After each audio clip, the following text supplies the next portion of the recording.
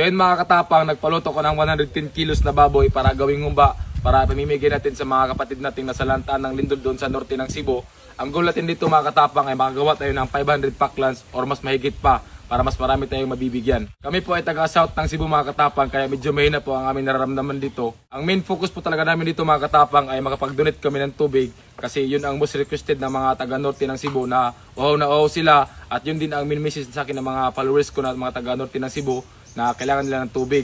Kaya naisipan ko ngayon mga katapang na magdala na lang din kami ng pagkain maliban sa tubig, kasi I believe na maliban sa uhaw sila, gutom rin sila. Itong nangyayari ngayon mga katapang, ito yung tamang panahon na pakikipag-isa natin mga Pilipino. Hindi ito ang oras na pagsisihan o pag-aaway, ito yung tamang oras na pagtulong-tulungan natin. Mamaya mga katapang, darating yung in-order ko na tubig na 1,500 mahigit na galon. Yung galon na malaki, yung kasya yung 5 galon. So abangan nyo mga taga-norte ang pagpunta ko dyan kasama aking mga barkada. Lahat ng maradaanan namin ay aming mabibigyan. So yun mga katapang, dumating na yung pinabili ko na styrofoam tsaka packlans. So itong styrofoam mga katapang, ito yung lalagyan natin ng packlans para safety yung pagkain natin, para pagdating doon hindi matapon. Ilang packlans yung binili nyo? 1,500. 1,500. So sakto, baka mamaya yung pagkain sobra, so marami tayong madadala na packlans, so marami tayong mabibigyan. So kasi marami tayong dadaanan mamaya, dadaan tayo na Bugo, Bantayan, Bourbon, Tabugon, Midilien, tsaka kung saan saan yung mga nangailangan ng tulong. Ganito kalaking hiwa mga katapang ang lulutuin natin. Ayan. Sa tingin mo, kaya tatlong hiwa kada isang tao yung mabibigyan natin? Sisikapin natin. Ayan. Para makasya. So ayan mga katapang, ito yung huumbain natin. So yung pinakaunang hamon namin dito mga katapang sa mission na to ay yung distansya ng biyahe namin.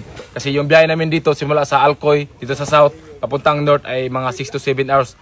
So yun yung pinakaunang hamon namin. So sana pag biyahe namin mamaya hindi tayo uulanin para tuloy-tuloy yung mission natin. So abangan nyo mga taga-norte ha, paparating na kami dyan.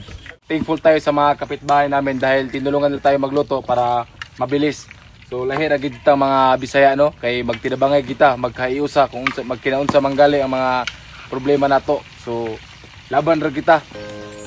Boy Tapang, isang immortal na nilalang. Laki sa hirap pero siya'y walang inaatrasan. Kahit anong hamon o laban, sige lang. Ganyan siya nakilala at siya simple pa lang. May mga bagay sa kanya na ayaw ng karamihan. Noon nakala mo siya lang lagi nagkakamali. Noon unti-unting nabago niya ang lahat. Kaya walang-wala na siyang katapat. Mga nakapaligid sa kanya ay tunay na tunay. Kaya nung makamit niya tagumpay, nagbibigay pugay lahat ng sinamahan siya nung una hanggang ngayon. Ngayon natutulungan niya na rin lahat ng mga yon. Lumipas ang ilang taon,